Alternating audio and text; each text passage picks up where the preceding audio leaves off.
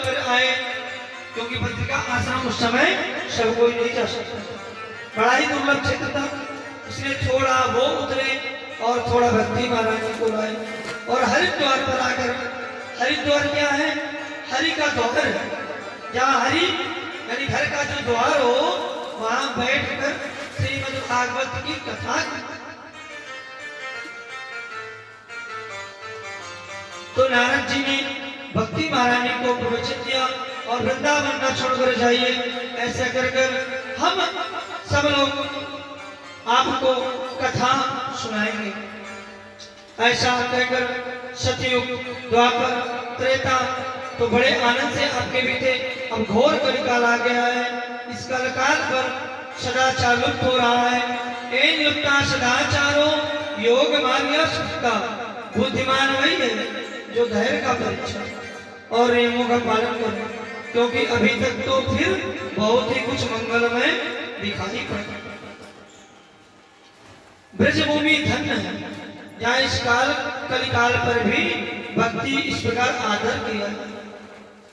तब ज्ञान और वैराग्य को लेकर नारद जी कहाँ पहुंचे? हरिद्वार।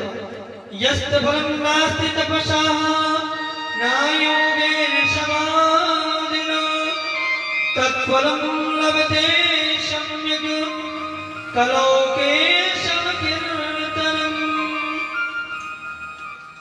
कलयुग में क्या है? हरि नाम संकीर्तन। कलयुग जुग केवल हरि गुण गावत नर पावई भव था। अन्य युग में जो घोर तपस्या करने पर फल प्राप्त नहीं होता, वह बड़े ही ज्ञान यज्ञ करने से जो फल नहीं मिलता, वह कलिकाल में कीर्तन करने से फल मिलता है। अतः सुखदेव जी निष्काम पराभंश का पराभव हुआ। परमहंसों की पावन सीता तुम्हारा लक्ष्य है, तुम्हारी कामना है, उसी पूर्ति करेगा। भक्ति मैया को ऐसा कहकर नारद जी ने समझाया। भक्ति मैं गदगद होकर बोल उठी, मेरे बड़े भाग्य उदय हुए जो आपका दर्शन मुझे करते। धन्य है नारद जी जिनकी महिमा स्वयं भक्ति महारानी का है। जयति जगति माया कायादवस्ते वचन रचने में कम केवलम चाकलैव ध्रुव विमृश्यतो यति कृपा तो ध्रुवोऽयं सकल कुशल पात्रं ब्रह्मपुत्रं नदास्मि। हे ब्रह्मा जी के मानस पुत्र नारद जी, आपकी जय हो। ऐसा भक्ति महारानी ने कहा। आपके एक वचन का निष्ठा करके कथाएं प्रहलाद भक्ति के परमाचार्य बन गए। आपके अनुग्रह को प्राप्त कर गुरु जी महाराज ने 5 वर्ष की अवस्था में ही भगवान को प्रकट किया और चमकते बाबा मेरे अलग पर कृपा डालो। नारद जी बोले, माता जी आप इतने दुखी मत होइए, क्योंकि जिन प्रभु ने कौरवों की सभा में बीच द्रौपदी की रक्षा की, वह कृष्ण कन्हैया हमारे साथ विराजमान। अतः आप गोविंद की शरण में रहिए। देवर्षि ने समझाया, आपको गोविंद की चरणों में अपना ध्यान करें, दुख अपने आप ही भाग जाएगा। फिर आप तो उनकी प्राण बलना प्रियतमा हो। आप जहाँ हैं और आपको जब बुलाएं तो वहीं दौड़कर चले जाएं, चाहे वह कैसा भी घर हो। परंतु कितना भी पतित घर हो, आप वहां पहुंचते हैं। अतः नारद जी ने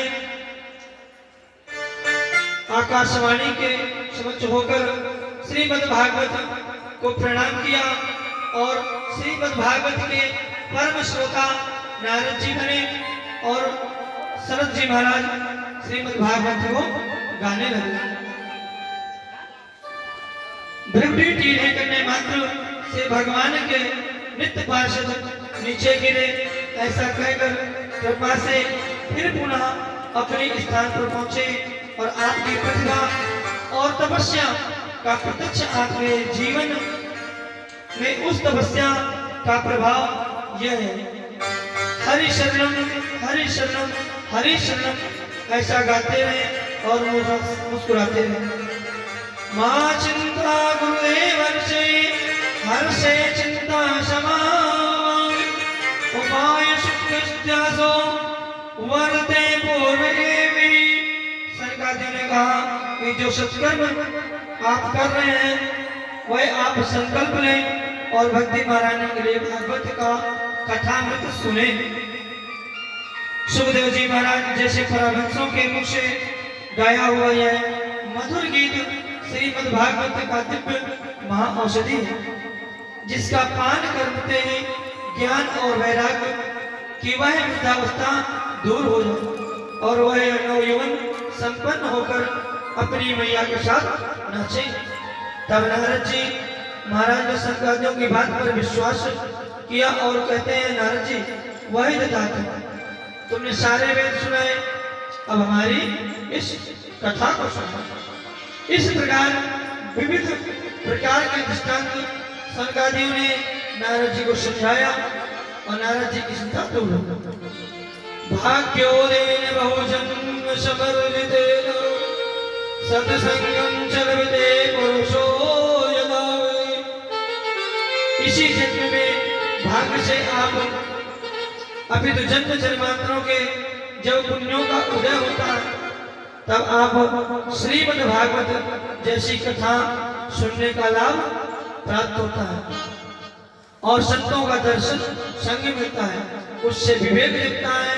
जब विवेक सूर्य जैसे उदय होता है तो अज्ञान जैसा जो अपने अंदर अंधकार बैठा है वह नष्ट होता चला जाता है।